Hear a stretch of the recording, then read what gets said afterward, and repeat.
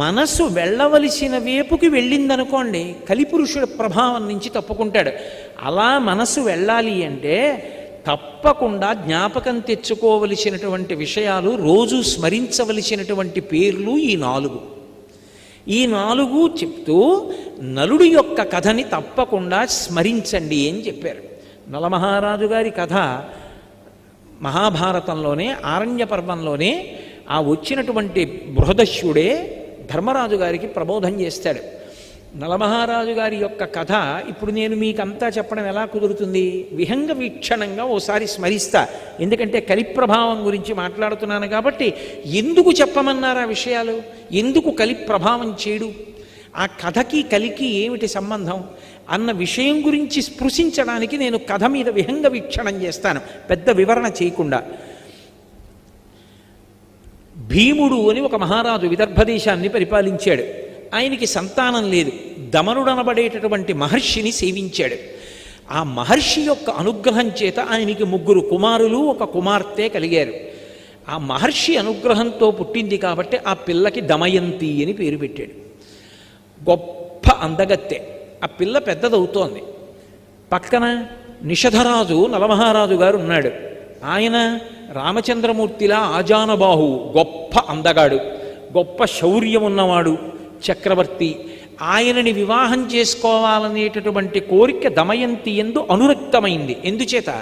అక్కడికి వెళ్ళొచ్చిన వాళ్ళు ఇక్కడ చెప్తుంటే, ఇక్కడికి వచ్చినటువంటి వాళ్ళు అక్కడికి వెళ్ళి చెప్తుంటే నలమహారాజు గారికి కూడా దమయంతిని వివాహం చేసుకుందాం అనిపించింది.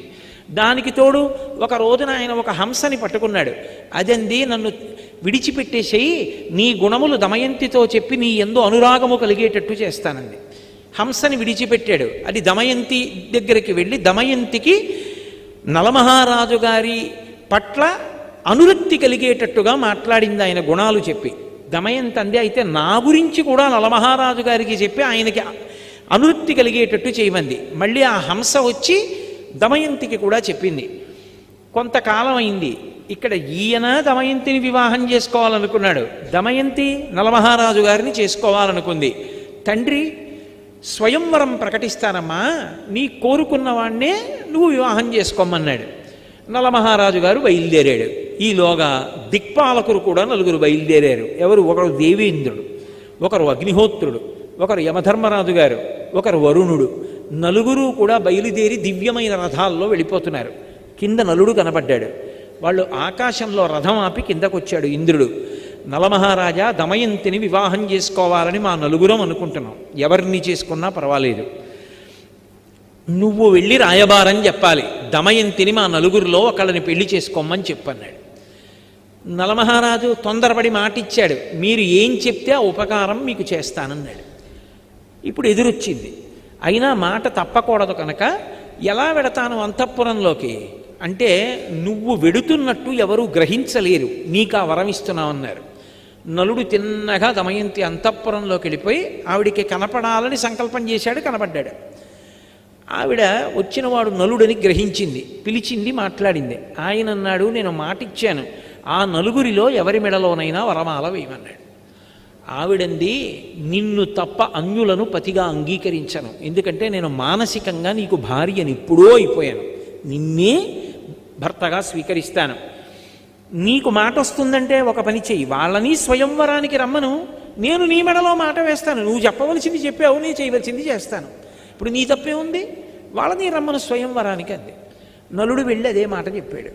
వాళ్ళు 4 కూడా వచ్చారు. వచ్చిన వాళ్ళు మామూలుగా రాలేదు. నలుడు ఎక్కడ కూర్చున్నాడో పక్క 4 కుర్చీల్లో కూర్చున్నారు. కూర్చుని నలుడు ఎలా ఉంటాడో అలాగే మారారు. ఇప్పుడు వరమాల పట్టుకుని దమయంతి వచ్చింది. 5 నలమహారాజులు కనబడ్డారు.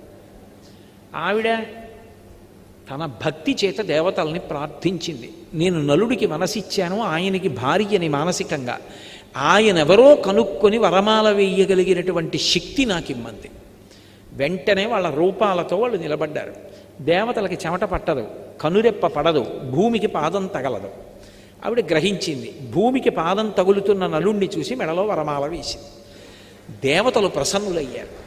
అమ్మా, ఎంత ధర్మాన్ని పాటించావు తల్లి, అందుకే నీకు వరం ఇస్తున్నావు. ఇంద్రుడు అన్నాడు, నువ్వు ఎక్కడ యజ్ఞం చేసినా నేను వస్తాను. అగ్నిహోత్రుడు అన్నాడు, నువ్వు సంకల్పం చేస్తే నేను వస్తాను. వరుణ్ అన్నాడు, నువ్వు ఉన్న చోట నీటికి లోటు ఉండదు. నువ్వు పిలిస్తే నేను వస్తాను. యమధర్మరాజు గారు అన్నాడు, నీ మనసు ధర్మమునందు ప్రవర్తించుగాక అన్నాడు. నలుగురు ఇంటికి తిరిగి వెళ్ళిపోతున్నారు వాళ్ళ లోకాలకి.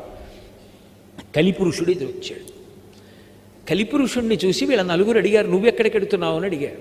దమయంతిని వివాహం చేసుకోవాలనుకుంటున్నాను, వెడుతున్నాను అన్నాడు. అంటే వాళ్ళన్నారు, దమయంతి స్వయంవరం ఎప్పుడో అయిపోయింది నలమహారాజు గారితో, ఇప్పుడు నువ్వు వెళ్ళి ఏం చేస్తావన్నారు. ఆయన రాశీభూతమైన క్రోధం కలి లోపలికి ఆవహించాడా. మీతో నేను ఇందాక చెప్పానే, ఆలోచన మారుతుందంతే, జీవుణ్ణి పాపభూయిష్టం చేస్తాడు. అందుకని ఆయన అన్నాడు, ఎలా సుఖపడతాడో చూస్తాడు. పెళ్లి చేసుకున్నది సుఖపడడానికి కాదు, ఎలా సుఖపడతాడో చూస్తాను. దమయంతిని నలుడితో కలిసి సంతోషంగా ఉండకుండా చేస్తాను అని ఆయన ప్రయత్నాలు ఆయన ప్రారంభం చేశాడు. ఈలోగా నలమహారాజు గారికి దమయంతి యందు ఇంద్రసేనుడు, ఇంద్రసేన అని ఒక కొడుకు కూతురు పుట్టారు. ఆ రోజుల్లో పేర్లు అలా అన్నా చెల్లెలకి ఒకలా ఉండేట్టు పెట్టడం అప్పుడే ప్రారంభమైందిలా ఉంది. ఇంద్రసేనుడు, ఇంద్రసేన అని పేరు పెట్టారు. ఈలోగా కలిపురుషుడు నలమహారాజు గారి యొక్క జ్ఞాతి, పెదనాన్నగారి కొడుకు, ఆయన దగ్గరికి వెళ్ళాడు. వెళ్ళి ఆయన్ని కలుసుకుని, రాజ్యం అంతా నీకు వచ్చేట్టు చేస్తాను, నాతో రమ్మన్నాడు. ద్వాపరుణ్ణి పిలిచాడు, నువ్వు పాచికలలోకి ప్రవేశించు, నేను నలమహారాజులోకి ప్రవేశిస్తాను. నలమహారాజు యందు ధర్మమునందు అనురక్తి తగ్గి ఇతర విషయముల యందు అనురక్తి పెరుగుతుంది. అప్పుడు సర్వనాశనం చేస్తాను. బయలుదేరమన్నాడు. అందరూ బయలుదేరి వచ్చారు. వచ్చిన తరువాత నలమహారాజులోకి ప్రవేశించాలంటే అవకాశం ఏది? ఎందుకు ప్రవేశించలేకపోయాడో అక్కడ చెప్పాడు బృహదశ్యుడు. ఆయన ఎప్పుడూ పుణ్యం గురించి ఆలోచిస్తాడు, పాపమునకు వశుడు కాడు. ఇందాక నేను మీతో మనవి చేయడానికి కారణం అది. ఆయన కోపంతో ఆలోచించాడు, ప్రేమతో ఆలోచిస్తాడు. అందుకు పరిష్కారం ఉంటుంది, తాను శాంతిగా ఉంటాడు. పుణ్యం గురించి ఆలోచిస్తాడు, నాకు పాపం వస్తుందేమో అని భయపడతాడు. అందుకని పాపచింతనతో కూడుకున్న పనివైపుకి వెళ్ళడు. ఎప్పుడూ జపం చేస్తూ ఉంటాడు. జపం చేస్తున్న వాడికి ఏమవుతుందంటే నాడీమండలం అంతా కూడా ప్రచోదనమై పరమశాంతిగా ఉంటాడు. ఇప్పుడు తపస్సు చేస్తూ ఉంటాడు, అగ్నిని ఆరాధిస్తాడు, మంచి విషయాలు వింటూ ఉంటాడు. అందుకని కలిపురుషుడు నలుడిలోకి వెళ్ళలేకపోయాడు. ఎక్కడో అక్కడ దొరకపోతాడా? ఇది పగంటే, ఇది కలిపురుషుడంటే. ఎదురు చూస్తున్నాడు. 2 బిడ్డలు కూడా పుట్టేశారు, అయినా ఎదురు చూస్తూనే ఉన్నాడు. సుఖపడకుండా చేసేయాలి. ఇప్పుడు ఒక రోజున మూత్ర విసర్జన చేసి నలమహారాజు గారు కాళ్ళు కడుక్కోలేదు. ఏదో అత్యవసరమైన పని ఉండి కాళ్ళు కడుక్కోకుండా బయటకు వచ్చాడు. మూత్ర విసర్జన చేసి కాళ్ళు కడుక్కోకపోతే వెంటనే అశౌచం వచ్చేస్తుంది. శమంతకోపాఖ్యానంలో అది చేస్తేనే కదా మరణించాడు ప్రసేనుడు. అందుకని కాళ్ళు కడుక్కోకుండా బయటకు వచ్చాడు. అపవిత్రంగా ఉన్నాడు కాబట్టి కలిపురుషుడు ప్రవేశించాడు. ప్రవేశించగానే ద్వాపరుడు వచ్చి జూదానికి పిలిచాడు. కలిపురుషుడి స్నేహితుడు. జూదమునందు అనురక్తి కలిగి జూదం ఆడదా అంటే వద్దనకూడదు, రాజధర్మం అని వెళ్ళి కూర్చున్నాడు నలమహారాజు. ఎక్కడో అక్కడ ఆపగలిగేవాడు, కానీ కలిపురుషుడు లోపల ప్రవేశించేశాడు. ఎంత తీవ్రంగా ఆడాడంటే దమయంతి ఆ ఊళ్ళో ఉన్నటువంటి ప్రముఖుల్ని తీసుకుని ఎదురుగుండా వచ్చి బిడ్డల్ని పట్టుకుని నించుంది. ఉండడానికి ఇల్లు, తినడానికి తిండి కూడా లేకుండా పోతావు మహారాజా, వద్దు ఆపేయమని. ఆపకుండా ఆడుతూనే ఉన్నాడు, పందెం మీద పందెం వడ్డీ. లోపల కలిపురుషుడు ఉన్నాడు, ఇక దేనికి వినడం. ఆ మూర్ఖత్వం వచ్చేస్తుంది ఆ కలిపురుషుడు పట్టేసుకుంటే. ఆ మూర్ఖత్వంతో ఆడుతున్నాడు. దమయంతి గమనించింది, ఇక ఆపడం ఇది కలిపురుష లక్షణం అని వార్ష్ణేయుడు అని సారథిని పిలిచింది. తన బిడ్డలిద్దరిని రథం ఎక్కించి పుట్టింటికి తీసుకెళ్ళిపోమ్మంది. ఆపదొచ్చేసిందని ఆవిడ కనిపెట్టింది. అన్నీ ఓడిపోయాడు. ఓడిపోయి రాజ్యం తన దయాదికి అప్పచెప్పేసి తాను బయలుదేరి వెళ్ళిపోయాడు అరణ్యాలకి. ఇక్కడ ద్వాపరుడు రాజై ద్వాపరుడితో పాచికలాడాడు కదా, దాయాది రాజై కూర్చున్నాడు. ఊరి చివరకెళ్ళి 3 రోజులు భోజనం కూడా లేదు. అయినా చిత్రం ఏమిటంటే కొత్త రాజుగారికి కోపం వస్తుంది, పాత రాజుగారిని పలకరిస్తే అని ఒక్కడు వెళ్ళి పలకరించలేదు నలమహారాజుని. ఆఖరికి ఇద్దరూ కలిసి అరణ్యంలో వెళ్ళిపోతున్నారు నలదమయంతులు. ఆకలి, పైన పక్షులు ఎగురుతున్నాయి. పక్కన భార్యే కదా ఉంది, ఎవరూ లేరు కదా అని నా పంచె తీసి విప్పేసి పైకి విసురుతాను. ఆ పంచె పక్షుల మీద పడి బరువుకి పక్షులు కింద పడతాయి, ఆ మాంసం తిందాం దమయంతి అని బట్ట తీసి విప్పేసి పైకి విసిరాడు. ఆ పక్షులు బట్ట పట్టుకుని వెళ్ళిపోతూ పకపక పకపక నవ్వి, నిన్ను ఓడించడానికి కారణమైనటువంటి పాచికలం పక్షి రూపం ధరించాం, ఒంటి మీద బట్ట కూడా తీసేయడానికి. నేను ద్వాపరుణ్ణి, మహారాజా బట్ట కూడా లేదు తిరిగన్నాయి. ఏం చెయ్యాలో తెలియక దమయంతి కట్టుకున్న చీరే తాను చుట్టుకుని ఇద్దరూ కలిసి అడవిలో నడిచారు. పడుకున్నాడు ఒక చోట, ఒక శిథిల ప్రాంగణం దొరికితే పడుకున్నాడు. కలిపురుషుడు లోపల ఉన్నాడు కదా, ధర్మం తప్పిపోతోంది. ఏం ఆలోచించాడంటే, ఇంత గొప్ప భార్య, ఈమె కష్టపడుతోంది నా వల్ల, ఈమెని వదిలిపెట్టేయాలనుకున్నాడు. నేను వదిలేస్తే సుఖపడుతుంది. వదిలిపెట్టి బయటికి వెళ్ళాడు. మళ్ళీ ధర్మం గుర్తొచ్చింది, భార్యని వదిలిపెట్టకూడదు. మళ్ళీ వచ్చాడు, కానీ లోపల కలి. ఆ కలి ప్రభావానికి ఏం చేశాడంటే చెయ్యకూడని పని చేసేసాడు. అంత పెద్ద అరణ్యంలో భార్య చీర కొంగు చింపేసి ఒంటికి కట్టుకొని వదిలిపెట్టి వెళ్ళిపోయాడు. పాపం దమయంతి ఉండిపోయింది. అలా వెళ్ళినవాడు నలమహారాజా రక్షించు, నలమహారాజా రక్షించు అని కేకలు వినపడ్డాయి. గబగబా వెళ్ళి చూశాడు, పెద్ద పాము ఒకటి పడుంది. అవతల నుంచి అరణ్యం అంతా కాలిపోయి మంటలు వచ్చేస్తున్నాయి. వచ్చేస్తుంటే పాము అంది, మంటల్లో తప్పించుకోలేను, నువ్వే నన్ను ఎలాగోలా తీసుకెళ్ళి ఏదైనా నది ఒడ్డున పడయి, ఒళ్ళు కాలిపోతోంది మహారాజా, నేను కర్కోటకుణ్ణి, మహాసర్పాన్ని, మునిశాపానికి ఇలా పడిపోయాను, ఇప్పుడు కదలలేనంది. చిన్న పాము అయిపోయింది. దాన్ని ఎత్తి పట్టుకుని నది ఒడ్డుకెళ్ళి దింపబోతున్నాడు. ఒక్క 10 అడుగులు ఈ మహారాజా అంది. 10వ అడుగు వేశాడు, ఠక్కున కరిచేది. అది కర్కోటక విషం. ఆ విషం వల్ల వెంటనే కాళ్ళు చేతులు కురసైపోయి పొట్టివాడైపోయి భయంకరమైన ఆకారాన్ని పొందేశాడు. కర్కోటకుడి వంక తిరిగి అన్నాడు, ఉపకారం చేసిన వాడికి నువ్వు చేసే ఉపకారం ఇదా అన్నాడు. మహారాజా, నేను అపకారం చేయలేదు, నలుడిగా ఎలా తిరుగుతావు ఇంత కష్టంతో, నిన్నిప్పుడెవ్వరూ గుర్తుపట్టరు. ఋతుపర్ణుడి యొక్క రాజ్యానికి వెళ్ళి నీకు అశ్వహృదయం తెలుసు కాబట్టి గుర్రాలు పెంచి పోషించు, వెళ్ళిపోమన్నాడు. కానీ ఒక వరం ఇస్తున్నాను, ఎప్పుడైనా నువ్వు తలుచుకుంటే దివ్య వస్త్రం వస్తుంది, అది కప్పుకుంటే నీలో ఉన్నటువంటి నా విషం తొలగిపోతుంది, నీకు యథారూపం వచ్చేస్తుంది, రాజ్యం కూడా పొందుతావు, బయలుదేరమన్నాడు. బాహుకుడు అని పేరు పెట్టుకుని నల్లగా పొట్టివాడై ఋతుపర్ణుడి యొక్క రాజ్యానికి వెళ్ళిపోయాడు. పాపం దమయంతి నిద్ర లేచింది, భర్త లేడు, ఒక్కత్తి కీకారుణ్యం, కాకులు కూడా దూరని అరణ్యం తిరుగుతోంది. ఇంతలో ఎట్నుంచో ఒక పెద్ద కొండచిలవ వచ్చి పట్టుకుంది ఆవిడ. ఇక కొండచిలవ ఆవిడ్ని గ్రసించబోతుండగా ఓ కిరాతుడు వచ్చి కొండచిలవని సంహరించి ఈవిడ్ని కాపాడాడు. స్నానం చేసి వచ్చి సేద తీరింది, ఆవిడికి పళ్ళు తేనె ఇచ్చాడు, తింది. అంతలో అతని యందు పుట్టకూడని కోరిక పుట్టింది. ఆమెని భార్యగా స్వీకరిస్తానని ఆమె యొక్క పొందు కోరాడు.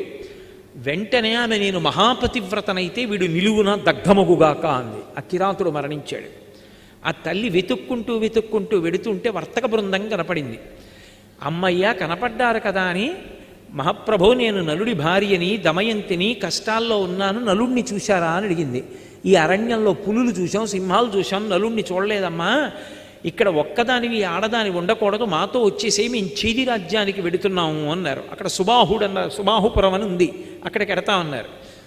సరేనంది. వెడుతుంటే ఏనుగుల గుంపు వచ్చి అందరినీ చంపేసింది, వర్తకుల్ని. ఆవిడంది, విధి అంటే ఇంత విచిత్రంగా ఉంటుంది, చచ్చిపోవాలనుకున్న నన్ను ఏనుగులు వదిలేసాయి, నా అంత నేను చచ్చిపోకూడదు, ఆత్మహత్య దోషం, ఏనుగు చంపేస్తే గొడవ వదిలిపోను, నా జోలికి రాలేదు, బతుకుదాం అనుకున్న వాళ్ళని చంపేశాయి. ఎవరో ఒకరిద్దరు బ్రాహ్మణులు మిగిలేరు, వాళ్ళతో కలిసి సుబాహుపురం వెళ్ళింది. ఆ వీధిలో ఆకలితో ఏడుస్తూ నడుస్తోంది. కలి ప్రభావం, అన్ని కష్టాలు పడాలి.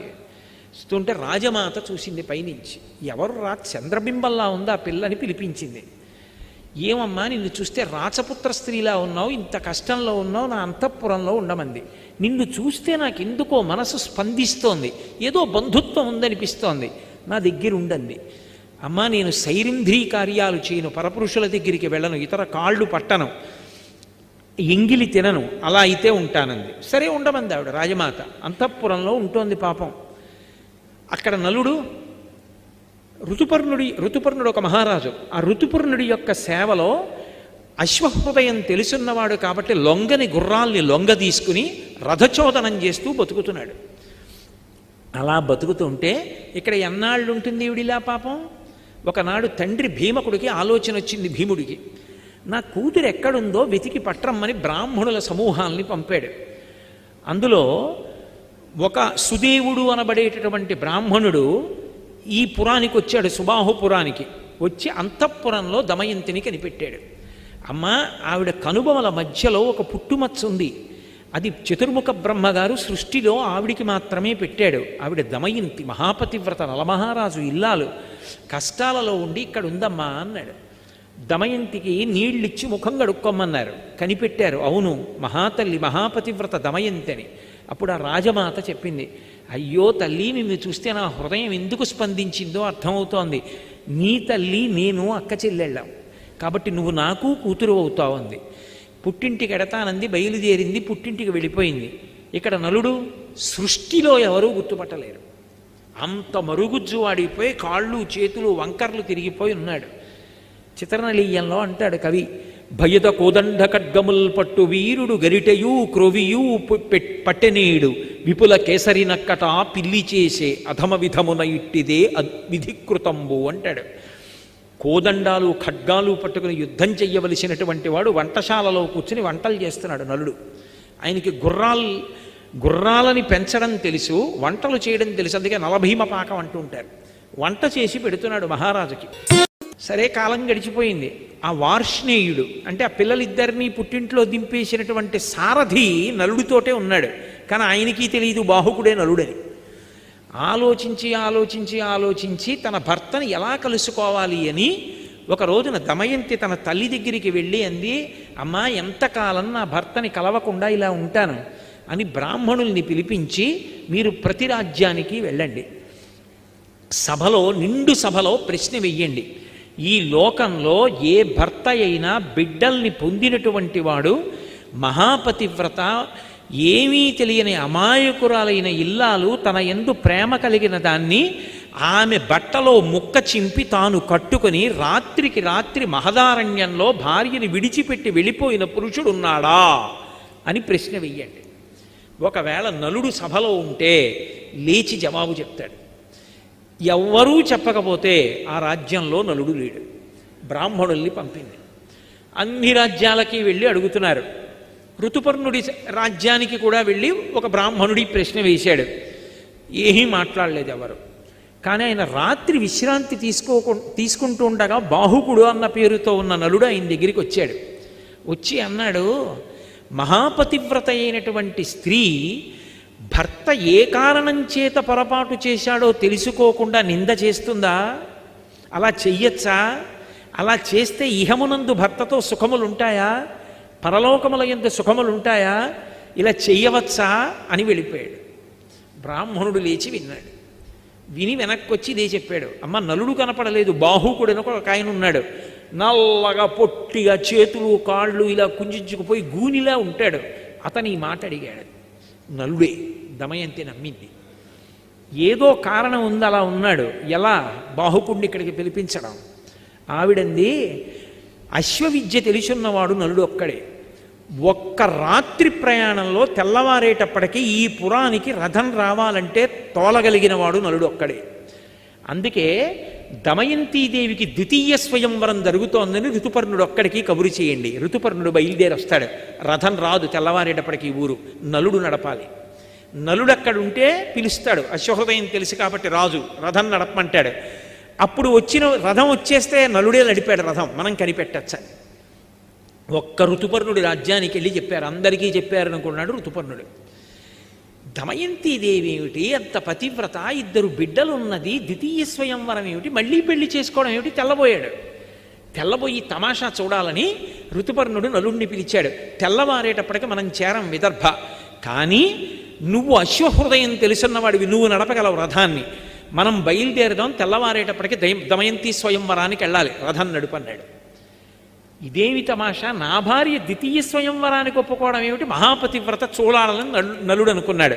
పదండి మహారాజా అన్నాడు. పొట్టి గుర్రాలు కట్టాడు. ఈ గుర్రాలు ఎక్కడెడతాయన్నాడు. చూడండి నా విద్య అన్నాడు. రథం నడుపుతున్నాడు. అబ్బో, ఎంత వర్ణించారో మహాభారతంలో. వెళ్ళిపోతుంటే ఆ ఋతుపర్ణుడు పైన వేసుకున్న ఉత్తరీయం కింద పడింది. కింద పడితే ఋతుపర్ణుడు అన్నాడు, బాహుకుడా రథాన్ని ఆపు, పక్కన ఉన్న వార్ష్ణీయుడు వెనక్కి వెళ్ళి నా ఉత్తరీయం పట్టుకొస్తాడు, కింద పడిందన్నాడు. నలుడు అన్నాడు, మహారాజా రథం ఎంత దూరం నడిచిందో తెలుసా? మళ్ళీ వెళ్ళి తిరిగి రావాలంటే 10 రోజులు పడుతుంది, అంత దూరం వెళ్ళిపోయింది. నడిచి వెళ్ళొస్తే అంత వేగంగా నడుపుతాడు నలుడు రథాన్ని, అలా నడుపుతాడు గుర్రాల్ని అలసట పొందకుండా. కొంత దూరం వెళ్ళిపోయిన తర్వాత తెల్లబోయాడు ఋతుపర్ణుడు. అబ్బా ఏమి శక్తిరా ఈ బాహుకుడిదని! బాహుకా నువ్వు గొప్పవాడు అనుకుంటున్నావు కదా, నాకు ఒక విద్యొచ్చు, ఏమిటో తెలుసా అన్నాడు. ఏమిటి మహారాజా? అక్షహృదయం తెలుసు నాకు. ఇదిగో పెద్ద రావి చెట్టు, ఇక్కడ ఒక చెట్టు కనపడుతోంది కదా, ఈ చెట్టుకి ఎన్ని కొమ్మలున్నాయో, ఎన్ని రెమ్మలున్నాయో, ఎన్ని ఆకులున్నాయో చెప్పనా అన్నాడు. చెప్పండి అన్నాడు. ఖచ్చితంగా ఇన్ని ఆకులున్నాయి, ఇన్ని కొమ్మలున్నాయి, ఇన్ని రెమ్మలున్నాయండి. నలుడికి అనుమానం వచ్చింది. రథం దిగి మహారాజా అలాగే కూర్చోండన చెట్టు పడగొట్టాడు. పడగొట్టి కొమ్మలు రెమ్మలు ఆకులు అన్నీ కోసి దొంతర్లు పెట్టి లెక్కెట్టారు. ఈలోగా స్వయంవరం ఇక్కడ ఆలస్యం అయిపోతోంది. నడపగలడు నలుడు, అది ఆయన శక్తి. అన్నీ లెక్క పెట్టాడు. లెక్క పెడితే ఖచ్చితంగా రాజు చెప్పినన్నే ఉన్నాయి. మహారాజా ఎలా చెప్పగలిగారని అడిగాడు. ఇదే కాదు, నేను ఏవైనా ఇలా చెప్పగలను, నాకు అక్షహృదయ విద్య తెలుసు. నీకు ఒక సంగతి తెలుసా? ఆ విద్య ఉపదేశం పొందిన వాడికి విజయమే తప్ప అపజయం ఉండదు. అంత గొప్ప విద్య. నువ్వు నన్ను మురిపించావు, తెల్లవారేటప్పటికీ రథాన్ని నడుపుతున్నావు, కాబట్టి నీకు అక్ష హృదయాన్ని ఉపదేశం చేస్తానని చెప్పి ఆ విద్యని ఉపదేశం చేశాడు. ఆ విద్య ఉపదేశం పొందితే లోపల విషం కానీ కలిపురుషుడు కానీ ఉండలేడిగా. ఆయన ఎప్పుడైతే ఆ విద్య ఉపదేశం పొందాడో నలుడు, కలిపురుషుడు బయటపడిపోయాడు. మహారాజా నిన్ను కష్టాలు పట్టిన వాడిని నేనే. ఒకప్పుడు స్వయంవరానికి వస్తుంటే స్వయంవరం అయిపోయిందని నీలో ప్రవేశించి పాచికలాడించి బాధపెట్టాను, నన్ను మన్నించన్నాడు. నలుడు కత్తి తీసి నిన్ను చంపేస్తానన్నాడు. అంటే నన్నెందుకు చంపుతావు? కర్కోటకుడు నిన్ను కరిచినప్పటి నుంచి చస్తూనే ఉన్నాను, లోపల విషం వేడికి కాలిపోతున్నాను, ఇన్నాళ్ళకి బయటపడి బతికాను, నన్ను వదిలిపెట్టేసాయి, ఇక నేను నీ జోలికి రాను, ప్రమాణం చేస్తున్నానన్నాడు. మరి ఎక్కడుంటావన్నాడు. ఇదిగో విభాతక వృక్షం అంటే తాండ్ర చెట్టు, దాన్ని ఆవహించి ఉంటానన్నాడు. అందుకే ఇప్పటికే ఎవరు తాండ్ర కర్ర కానీ తాండ్ర చెట్టు కిందకి వెళ్ళడం కానీ తాండ్ర చెట్టు ఎక్కడం కానీ చేయరు. కలిపురుషుడు ఆవహించి ఉంటాడు దాన్ని. నేను తాండ్ర చెట్టును ఆవహించాడు. మహారాజు వెళ్ళిపోయాడు స్వయంవరానికి. ఎవరు లేరు, ఈయనొక్కడు తప్ప. తెల్లబోయాడు, ఇదేమిటి స్వయంవరం అన్నారు, నన్ను ఒక్కడనే పిలిపించారని. బాహుకుడు కూర్చున్నాడు. కేశిని అని దమయంతి యొక్క చెలికెత్తే పిల్లలిద్దరినీ తీసుకెళ్ళింది. ఎంత మారు వేషంలో ఉంటే మాత్రం పిల్లల్ని చూస్తే తండ్రి హృదయం ఆగుతుందా? ఎత్తుకుని ఇద్దరినీ 2 తొడల మీద కూర్చోబెట్టుకుని ముద్దులాడి మురిపాలతో పొంగిపోయాడు. కేశిని గమనిస్తోంది. గభాలను దింపేసి, మహారాజు బిడ్డలు, నేను ముద్దులాడకూడదు మాట్లాడకూడదు, కానీ నా బిడ్డలు గుర్తొచ్చారు, ఏమనుకోకు, ఇంకెప్పుడు ఇటు రాకు అని చెప్పి పంపించేశాడు. ఆవిడ వెళ్ళి దమయంతీదేవికి చెప్పింది. ఆవిడ గుర్తుపట్టింది, నలుడే బాహుకుడి రూపంలో ఉన్నాడని. పిలిపించింది. ఎదురుగుండా నిలబడి మళ్ళీ ఇదే ప్రశ్న వేసింది. అరణ్యంలో ఒక్కతే నిద్రపోతున్నప్పుడు చీర కొంగు చింపి భర్త కట్టుకుని భార్యని విడిచిపెట్టి ఒక్కదాన్ని అరణ్యంలో వదిలేసి వెళ్ళిపోయినవాడు ధర్మాత్ముడా చెప్పు బాహుక అంది. ఆయన అన్నాడు, అది ధర్మం కాదు, కానీ నా యందు కలిపురుషుడు ప్రవేశించాడు దమయంతి, అందుకని నేను ధర్మం తప్పి పొరపాటు చేశాను. నీ ఎందు ఏ కలిపురుషుడు ప్రవేశించాడు, నువ్వెందుకు ద్వితీయ స్వయంవరానికి ఒప్పుకున్నావు, తప్పు కాదా అని అడిగాడు. త్రికరణ శుద్ధిగా నాకు ద్వితీయ స్వయంవరం మీద అనురక్తి లేకపోతే నీకోసమే నేను ద్వితీయ స్వయంవరం ప్రకటించుంటే దేవతలు పలికెదరుగాక అంది. వాయుదేవుడు వచ్చి నిజం చెప్పాడు, ఆమె నీకోసమే ద్వితీయ స్వయంవరం ప్రకటించిందని. వెంటనే కర్కోటకుడిని తలుచుకున్నాడు, దివ్యవస్త్రం వచ్చింది, కప్పుకున్నాడు, నలుడైపోయాడు. నలుడైపోగానే దమయంతిని స్వీకరించాడు, చాలా సంతోషించాడు. మళ్ళీ తన రాజ్యానికి వెళ్ళాడు. దయాదిని పిలిచాడు, ఈసారి గెలిస్తే దమయంతి నీది, ఈసారి గెలిస్తే రాజ్యం నాది అన్నాడు. ఎందుకని ఈసారి కలిపురుషుడు తనలో లేడిక, తనది గెలుపు, ధర్మం తనది కనుక. ఎక్కడ ధర్మం ఉందో అక్కడ గెలుపు. పాచికలు వేశాడు. వెయ్యగానే నలుడు గెలిచాడు. దాయాది వెళ్ళిపోయాడు. రాజ్యంతో తొలతూగాడు. అప్పుడు కలిపురుషుడు వరమిచ్చాడు. మహారాజా, నలమహారాజా, నీ యొక్క కథని ఎప్పుడైనా ఎక్కడైనా విహంగ వీక్షణంగా పద్య